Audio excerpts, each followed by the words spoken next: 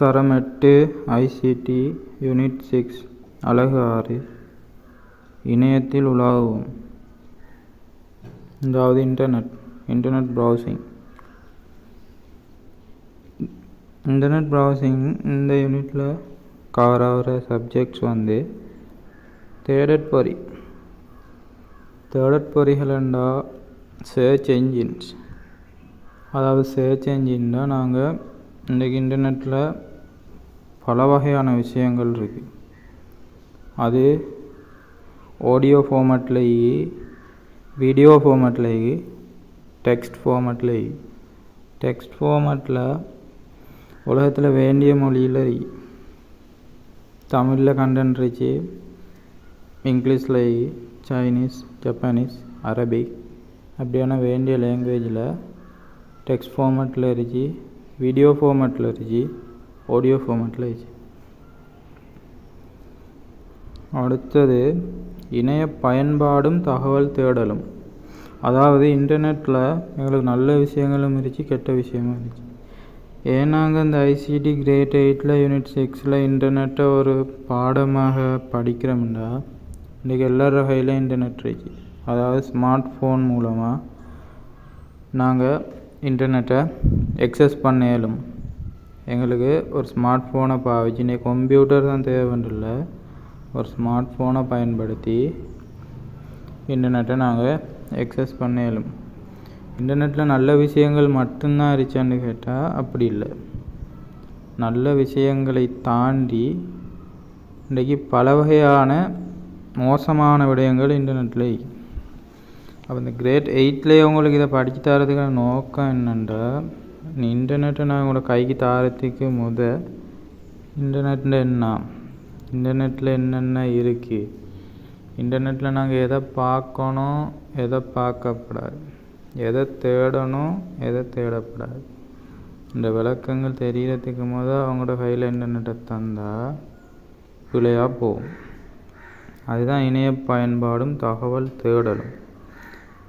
இணையதளங்களை திட்டமிடல், அதாவது பிளானிங். ஒரு இணையதளம் சும்மா உருவாக்கப்படுறதில்ல, அதுக்கு ஒரு ப்ரொஜெக்ட் பிளான் உண்டு. அதாவது உதாரணத்துக்கு ஒரு ஸ்கூல்ற வெப்சைட்டுன்னு எடுத்துக்கிட்டால் அந்த வெப்சைட்டில் பிளான் வந்து ஒரு பாடசாலைக்குரிய, அதாவது இந்த பாடசாலைக்குரிய லொகோஸ், மற்ற இந்த பாடசாலையோட நேம், இந்த பாடசாலையோட அமைஞ்சிக்கிற இடம், இந்த பாடசாலையோட ஃபோட்டோஸ், இந்த பாடசாலையில் யார் பிரின்சிபலாக வர்ற ஃபோட்டோ, டீச்சர்ஸ், ப்ரிஃபெக்ட், என்னென்ன கிளாஸஸ் இருக்குது, என்னென்ன சப்ஜெக்டில் என்னென்ன இருக்குது, இந்த பாடசாலை ரீசன் என்ன சரி அச்சீவ் பண்ணியிருந்தா, அதாவது உதாரணத்துக்கு O லெவலில் ஒரு 9 ஒரு 8 ஸ்டூடெண்ட்ஸ் எடுத்திக்காண்டா அதை ரீசெண்ட் அச்சீவ்மெண்ட்ஸ் போடலாம். A லெவலில் எத்தனை பேர் யூனிவர்சிட்டி செலக்ட் ஆகிக்காண்டு போடலாம், எத்தனை பேர் இந்த ஸ்கூலில் படித்தாக்கள், எத்தனை பேர் என்னென்ன பொசிஷனுக்கு வந்திக்காண்டு போடலாம். என்ன சரி கிட்டத்தட்ட ஃபங்க்ஷன்ஸ், அதாவது மாணவர் மன்றம், விளையாட்டு போட்டி, ஸ்போர்ட்ஸ் மீட்ஸ் அதெல்லாம் நடந்தால் அதோடைய ஃபோட்டோஸ் பண்ணலும். அதெல்லாம் யூஸ் பண்ணி இன்டர்நெட், அதான் இந்த இன்டர்நெட் இந்த பாடசாலைக்குரிய ஒரு வெப்சைட். இன்டர்நெட்டில் வெப்சைட், இந்த வெப்சைட் இதுக்கு ஒரு பிளான். இந்த பாடசாலையோட வெப்சைட் இப்படி தான் இங்கே போகுது. இன்னும் ஹோம் பேஜில் ஸ்கூலோட பேர், ஃபோட்டோஸ் எல்லாம் இங்கே போகுது. அடுத்தது இதுக்குரிய கான்டாக்டஸ் பேஜில் ஸ்கூலோட ஃபோன் நம்பர், டெலிஃபோன் நம்பர்லாம் வரப்போகுது. அடுத்து அபவுட் அஸில் ஸ்கூலோட ஹிஸ்ட்ரி வரப்போகுது. ஸ்கூலை இப்போ ஸ்டார்ட் பண்ணுனேன், ஸ்கூலோட ஃபர்ஸ்ட் பிரின்சிபல் யார், அவர் எவ்வளோ காலம் இருந்தார், அதுக்கு பிறகு ஸ்கூலுக்கு யார் பிரின்சிபலாக அதுக்கு பிறகு யார் இப்போ தற்போது யார் பிரின்சிபலாக இருக்கிற, இப்போதைக்கு எத்தனை ஸ்டாஃப்ஸ் இந்த ஸ்கூலில் இருக்காங்க, அப்படியான பல விஷயங்கள் எங்களோட அபவுட் அஸில் போட்டுக்கொள்ளலாம். அடுத்து ஒரு கேலரின்னு சொல்லி ஒரு பேஜ் ஒன்று வைக்கலாம். அதில் ஸ்கூல் சம்மந்தப்பட்ட ஃபோட்டோஸ் அப்படி ஷேர் பண்ணேலும். ஃபோட்டோஸ்ண்டா recent achievements, winners, sports meets, cultural programs, மாணவ மன்றம் அப்படியான நிகழ்ச்சியில் நடந்த ஃபோட்டோஸை டீட்டெயில்ஸாக போடலும். இந்தந்த டேட்டில் என்னென்ன நடந்து என்னென்ன நடந்து மாணவர்கள் என்ன நிகழ்ச்சி செஞ்சுருக்காங்க, இல்லை பெஸ்ட் பெர்ஃபார்மன்ஸ் யார், சீஃப் கெஸ்ட்டாக வந்து யார். அப்போ ஒரு இந்த பாடசாலையை பற்றி தெரியாத ஒரு ஆள் இந்த பாடசாலையினுடைய இணையதளத்துக்கு வெப்சைட்டுக்கு இன்டர்நெட்டை யூஸ் பண்ணி வரக்குள்ள அவருக்கு A to Z தெரிய வரணும். அதான் வெப்சைட் பிளான், அதான் இணையதளங்களே திட்டமிடல். பாடசாலை வலைத்தளம் ஒரு இணையதளம் உருவாக்குறேன்னு சொன்னால் அப்படியான ஒரு பிளானிங், அதையும் படிக்க போகிறீங்க. அடுத்த இணையதளங்களை விருத்தி செய்தல். இணையதளங்கள் இன்றைக்கு எவ்வாறு உருவாக்கப்படுதுன்னு சொன்னால் இதுக்கு ஸ்பெஷலைஸ்டாக சாஃப்ட்வேர் இன்ஜினியர்ஸ், வெப் டெவலப்பர்ஸ் ஆக்கலிக்காங்க.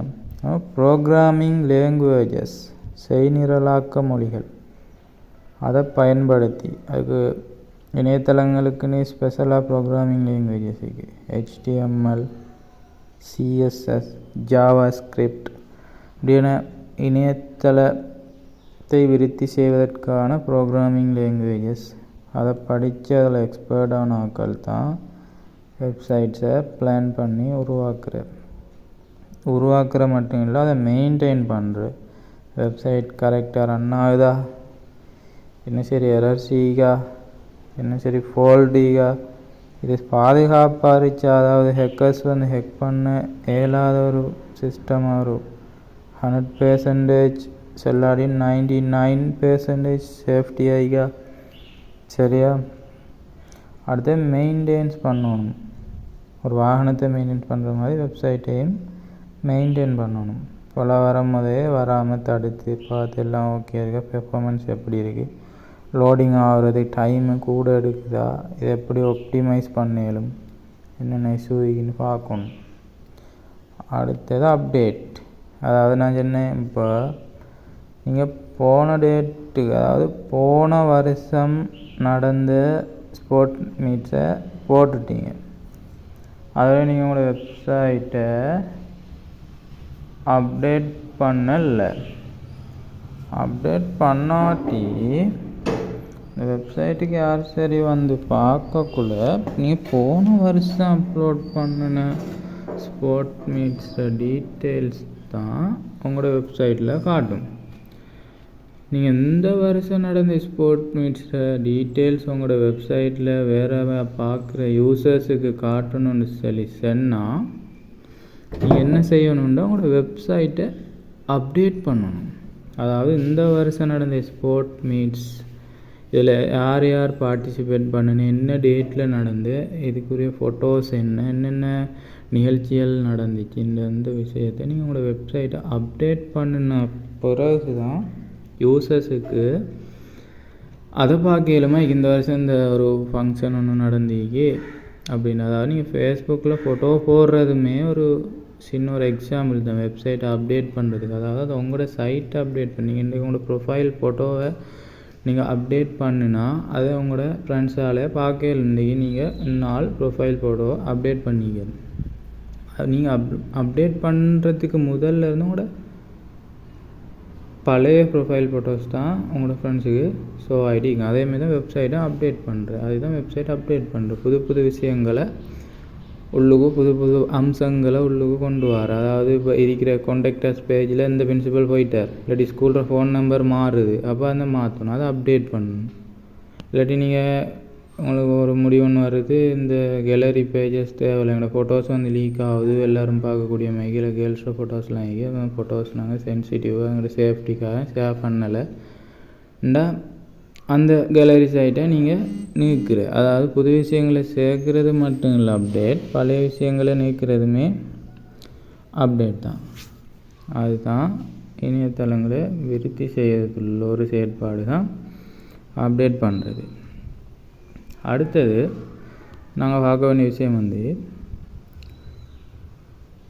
இணைய பக்கம் ஒன்றினை பெற்றுக்கொள்ளல். அதாவது இப்போ எங்களோட பாடசாலையுடைய வெப்சைட் இருக்குது. உதாரணமாக ஒரு ஏதாவது ஒரு ஏரியாவை நீங்கள் உங்களோட ஏரியா நினச்சிக்கோங்க, உங்களோட ஏரியாவில் பேரை போட்டு அந்த சென்ட்ரல் காலேஜ் உதாரணமாக எங்கே கண்டி கண்டி சென்ட்ரல் காலேஜ். சரியா, இதுதான் வெப்சைட்டில் வேறு. இந்த ஸ்கூலோட நேம், உங்கள் ஸ்கூலோட நேம் கண்டி சென்ட்ரல் காலேஜ். ஓகே சரி. அப்போ நாங்கள் இந்த வெப்சைட் ஒன்று இந்த எங்கள் கண்டி சென்ட்ரல் காலேஜுக்கு உதாரணமாக நாங்கள் இந்த சென்ட்ரல் காலேஜுக்கு நாங்கள் க்ரியேட் பண்ண போக்குள்ள இதுக்கு ஒரு நேம் ஒன்று, ஒரு வெப்சைட்டுக்கு ஒரு நேம் ஒன்று வாங்கணும். அது சொல்ல டொமைன் நேம்னு சொல்லி. ஏன் அந்த நேம் வாங்குறேன்டா, இணைய பக்கம் ஒன்றினை அடைவதற்கு அதனுடைய முகவரி URL யூனிஃபார்ம் ரிசோர்ஸ் லொக்கேட்டர் சொல்கிற URL தெரிந்திருத்தல் வேண்டும். இப்போ நீங்கள் இந்த சென்ட்ரல் காலேஜில் வெப்சைட்டை நீங்கள் எக்ஸஸ் பண்ணி பார்க்குறேன்டா, அந்த சென்ட்ரல் காலேஜில் வெப்சைட்டை அட்ரஸ் URL தேவை. உங்களுக்கு இணையதள முகவரி இன்டர்நெட் அட்ரஸ் தேவை. எப்படி நீங்கள் நார்மலாக ஒரு ஆள்ற வீட்டை தேடி போய் கண்டுபிடிக்கிறதுக்கு அவங்களோட வீட்டு அட்ரஸ் தேவைப்படுதோ, அதே மாதிரி ஒரு இணையதளத்தை தேடி கண்டுபிடிப்பது இணையதளத்தினுடைய முகவரி தேவைப்படும் உங்களுக்கு. அது URL தெரிஞ்சிருக்க வேண்டும். அப்போ இந்த ஸ்கூலுக்கு நாங்கள் ஒரு URL வேணும். www.centralcollege, அதாவது நம்மளோட ஏரியாவோட பேரை போட்டு centralcollege.lk அல்லது .edu. .lkன்னா லங்கா, eduன்னா education. அது அது பிறகு பார்ப்போம். உதாரணமாக நீங்கள் .edu இல்லாட்டி .lk என்ன சொல்லுன்னு வச்சுக்கோங்க. இந்த URL தெரிந்திருத்தல் வேண்டும். முகவரியினை வலைமோடியின் முகவரி பட்டையில் தட்டச்சு செய்வதன் மூலம் அவ்விணைய பக்கத்தினை பெற்றுக்கொள்ளலாம். அதாவது இந்த முகவரியை கொண்டு போய் நீங்கள் எங்களோட சர்ச் என்ஜின்ஸ், சரியா, வெப் ப்ரௌசர்ஸ் இதில் முகவரி பட்டையில், அதாவது அதில் முகவரி பட்டை ஒன்று இருக்குது மேலே, எங்கட URL சர்ச் பண்ணணும். அதில் டைப் பண்ணி, அதாவது என்ன centralcollege.lk www.centralcollege.lk அப்படி நீங்கள் டைப் பண்ணி சர்ச் பட்டனை கிளிக் பண்ண போக்கில் அதுக்குரிய வெப்சைட் இருந்தால் உங்களுக்கு அந்த வெப்சைட்டை பார்த்துக்கொள்ள இயலும். எல்லா சந்தர்ப்பங்களிலும் இணையதள முகவரி தெரிந்திருக்க மாட்டாது. அதாவது இப்போ எங்களோட இந்த ஏரியாவில் இருக்கிற ஸ்கூல்ஸில் வெப் அட்ரஸ் எங்களுக்கு தெரிஞ்சிருக்காமல் இருந்தால் என்ன செய்கிற, எங்களுக்கு தெரிஞ்சிருக்காது. இப்போ எங்களோட ஏரியாவில் இருக்கிற ஸ்கூல்னால் பெரும்பாலும் தெரிஞ்சிருக்கும். வெளி ஏரியாவில் இருக்கிற ஸ்கூல் தெரிஞ்சிருக்க வாய்ப்பு இல்லை, அப்போ தெரிஞ்சிருக்காது. மேலும் பல சிறந்த தளங்கள் நாளாந்தம் உருவாக்கப்படுகின்றன. அதாவது இன்றைக்கு எங்களுக்கு தெரிஞ்சிருக்கும், இந்த இன்னொரு ஸ்கூல் ஒன்று அதுக்கு வெப்சைட் இல்லாமல் இருந்திருக்கும். இந்த நேற்று இல்லாட்டி இன்றைக்கு எஸ்டர்டே இல்லாட்டி டுடே ஒரு வெப்சைட்டை க்ரியேட் பண்ணி லான்ச் பண்ணிப்பாங்க. அது எங்களுக்கு தெரிஞ்சிருக்க வாய்ப்பு இல்லை சம்டைம். அப்போ நாளாந்தம் உருவாக்கப்படுகிறது. இவ்வாறான சந்தர்ப்பங்களில் தேடற் பொறி மிகவும் இன்றியமையாததாகும். அதாவது சர்ச் இன்ஜின்ஸ் இந்த டைமில் தான் எங்களுக்கு தேவைப்பட போகுது. ஏனென்றால் இணையதளத்தினுள் நுழைந்த தேவையான விடயங்களை, தகவல்கள், படங்கள், காணொளிகள் போன்றவற்றை தேடுவதற்கு தேடற்பொறிகள் பயன்படுத்தப்படுகிறது. அதாவது சர்ச் இன்ஜின் எங்களுக்கு மெயினாக நிறைய சர்ச் இன்ஜின்ஸ் வேர்ல்டு வைடாக அவைலபிளாக இருக்குது, ஸ்ரீலங்கா உட்பட. இல்லை main top number 1 Google chrome, எல்லாருக்கும் தெரிஞ்சிருக்கும் கூகுள். அதை தாண்டி opera, Yahoo, pink, Microsoft explorer எல்லாமே தேடற்பொறி தான். ஆனால் நிறைய பேரால் பயன்படுத்தப்படுற ஃபேமஸான ஒரு தேடற்பொறி கூகுள். அதனால் கூகுளை வச்சு நான் உங்களுக்கு எக்ஸ்பிளைன் பண்ணிவிட்டு போகிறேன். அப்போ சர்ச் இன்ஜின் எங்களுக்கு தேவை. அப்போ இந்த கூகுள் ஒன்று இருந்த எங்கள்கிட்ட, இந்த சர்ச் இன்ஜின் எங்கள்கிட்ட இருந்தால் நாங்கள் என்ன செய்யலைன்னு பார்த்தா, ஒரு உதாரணமாக எங்களுக்கு ஸ்கூலோட நேம் தெரியும், ஸ்கூலுக்கு வெப்சைட் இருக்கா இல்லையான்ற விஷயம் எங்களுக்கு தெரியும். நாங்கள் எங்களை அந்த கூகுளில் போய் அந்த சர்ச் பாரில் அந்த தேடல் இருக்கக்கூடிய இடத்துல அந்த ஸ்கூலோட நேமை போட்டு சர்ச் பண்ணி பார்க்கலும்.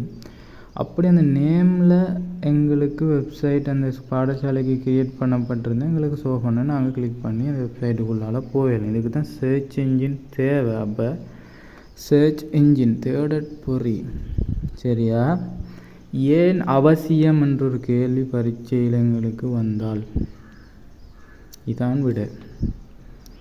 எங்களுக்கு URL அதாவது யூனிஃபார்ம் ரிசோர்ஸ் லொகேட்டர் அல்லது வெப் அட்ரஸ் வலைத்தள முகவரி தெரியாத சந்தர்ப்பத்தில் சர்ச் என்ஜின் தேடற்பொறி இருந்தால் மட்டுமே எங்களால் ஏதாவது ஒரு விடயத்தை, அதாவது தகவல்கள், படங்கள், காணொளிகள், இணையதளங்கள் போன்றவற்றை தேடி பெற்றுக்கொள்ள முடியும். இதுதான் சர்ச் என்ஜின்ஸில் முக்கியமான பயன்பாடு. சர்ச் என்ஜின்ஸ் இல்லாட்டி எங்களுக்கு வெப்சைட் URL தெரிஞ்சிருந்தால் மட்டும்தான் வெப்சைட்டை எக்ஸஸ் பண்ணக்கூடிய ஒரு பிரச்சனைன்னு காணப்படும். தேடுவதற்குத்தான் தேடற்பொறிகள் பயன்படுத்தப்படும். பிரதான தேடற்பொறிகள் நான் நேம் சொல்லிக்கோங்க. அதில் மெயின் தேடல் பொறி, அதாவது அனைவராலும் பயன்படுத்தப்படும் தேடல் பொறி கூகுள். ரைட், அடுத்த கிளாஸில்